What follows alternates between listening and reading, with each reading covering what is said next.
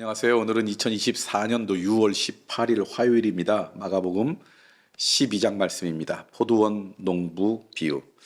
예수께서 비유로 그들에게 말씀하시되 한 사람이 포도원을 만들어 산울타리로 두르고 즙 짜는 틀을 만들고 망대를 지어서 농부들에게 세를 주고 타국에 갔더니 때가 이름에 농부들에게 포도원 소출 얼마를 받으려고 한 종을 보내니 그들이 종을 잡아 심히 때리고 거저 보내었거늘 다시 다른 종을 보내니 그의 머리에 상처를 내고 능욕하였거늘 또 다른 종을 보내니 그들이 그를 죽이고 또 그 외 많은 종들도 더러는 때리고 더러는 죽인지라. 이제 한 사람이 남았으니 곧 그가 사랑하는 아들이라. 최후로 이를 보내며 이르되 내 아들을 존대하리라 하였더니 그 농부들이 서로 말하되 이는 상속자니 자 죽이자. 그러면 그 유산이 우리 것이 되리라 하고 이에 잡아 죽여 포도원 밖에 내 던졌느니라.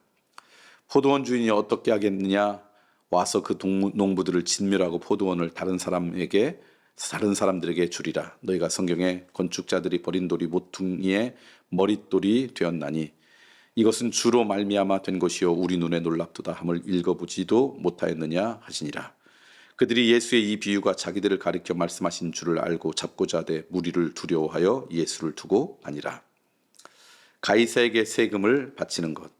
그들이 예수의 말씀을 책잡으려 하여 바리새인과 헤롯 땅 중에서 사람을 보내며 와서 이르되 선생님이여 우리가 아노니 당신은 참되시고 아무도 꺼리는 일이 없으시니 이는 사람을 외모로 보지 않고 오직 진리로서 하나님의 도를 가르치심이니이다.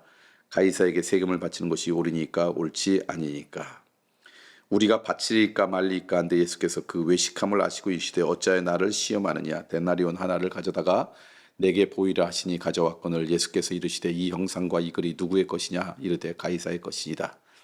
이에 예수께서 이르시되 가이사의 것은 가이사에게 하나님의 것은 하나님께 바치라 하시니 그들이 예수께 대하여 매우 놀랍게 여기더라. 부활 논쟁. 부활이 없다는 사두개인들이 예수께 와서 물어 이르되 선생님이여 모세가 우리에게 써 주기를 어떤 사람의 형이 자식이 없이 아내를 두고 죽으면 그 동생이 그 아내를 취하여 형을 위하여 상속자를 세울지니라 하였나이다. 7형제가 있었는데 마지가 아내를 취하였다가 상속자가 없이 죽고 둘째도 그 여자를 취하였다가 상속자가 없이 죽고 셋째도 그렇게 하여 일곱이 다 상속자가 없었고 최후의 여자도 죽었나이다. 7사람이 다 그를 아내로 취하였으니 부활 때 곧 그들이 살아날 때 그 중에 누구의 아내가 되리이까. 예수께서 이르시되 너희가 성경도 하나님의 능력도 알지 못함으로 오해함이 아니냐. 사람이 죽은 자 가운데서 살아날 때 장가도 아니가고 시집도 아니가고 하늘에 있는 천사들과 같으니라. 죽은 자가 살아난다는 것을 말할진대 너희가 모세의 책 중 가시나무 떨기에 관한 글에 하나님께서 모세에게 이르시되 나는 아브라함의 하나님이요 이삭의 하나님이요 야곱의 하나님이로다 하신 말씀을 읽어보지 못하였느냐. 하나님은 죽은 자의 하나님이 아니요 산 자의 하나님이시라. 너희가 크게 오해하였도다 하시니라. 가장 큰 계명. 서기관 중 한 사람이 그들이 변론하는 것을 듣고 예수께서 잘 대답하신 줄 알고 나와 묻되 모든 계명 중에 첫째가 무엇이니까. 예수께서 대답하시되 첫째는 이것이니 이스라엘아 들으라. 곧 주 곧 우리 하나님은 유일한 주시라. 내 마음을 다하고 목숨을 다하고 뜻을 다하여 힘을 다하여 주 너의 하나님을 사랑하라 하신 것이요 줄 때는 이것이니 내 이웃을 내 자신과 같이 사랑하라 하신 것이라. 이보다 더 큰 계명이 없느니라. 서기관 이르되 선생님이 옳소이다. 하나님은 한 분이시요 그 외에 다른 이가 없다 하신 말씀이 참이니이다. 또 마음을 다하고 지혜를 다하고 힘을 다하여 하나님을 사랑하는 것과 또 이웃을 자기 자신과 같이 사랑하는 것이 전체로 드리는 모든 번제물과 기타 제물보다 나으니이다. 예수께서 그같이 있게 대답함을 보시고 이르시되 내가 하나님의 나라에서 멀지 않도다 하시니 그 후에 감히 묻는 자가 없더라. 그리스도와 다윗의 자손. 예수께서 성전에서 가르치실 때 대답하여 이르시되 어찌하여 서기관들이 그리스도를 다윗의 자손이라 하느냐. 다윗이 성령에 감동되어 친히 말하되 주께서 내 주께 이르시되 내가 내 원수를 내 발 아래에 둘 때까지 내 우편에 앉으리라 하셨도다 하였느니라.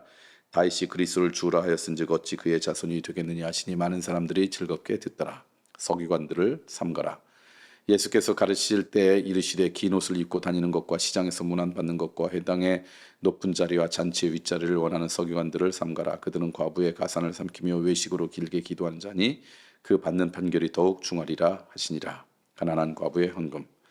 예수께서 헌금함을 대하여 앉으사 무리가 어떻게 헌금함에 돈 넣는 것을 보실세. 여러 부자는 많이 넣는데 한 가난한 과부는 와서 2렙돈 곧 한 고드란트를 넣는지라. 예수께서 제자를 불러다가 이르시되 내가 진실로 너희에게 이르노니 이 가난한 과부는 헌금함에 넣는 모든 사람보다 많이 넣었도다. 그들은 다 그 풍족한 중에서 넣었거니와 이 과부는 그 가난한 중에서 자기의 모든 소유 곧 생활비 전부를 넣었느니라 하시니라.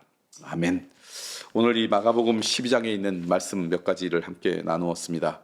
첫 번째 나오는 말씀이 포도원 농부의 비유죠. 종들을 보냈는데도 거기에서 일하는 농부들이 거부하고 나중엔 죽이고 아들까지 죽이고, 그때 그 주인이 와서 그 농부들을 능멸하지 않겠느냐.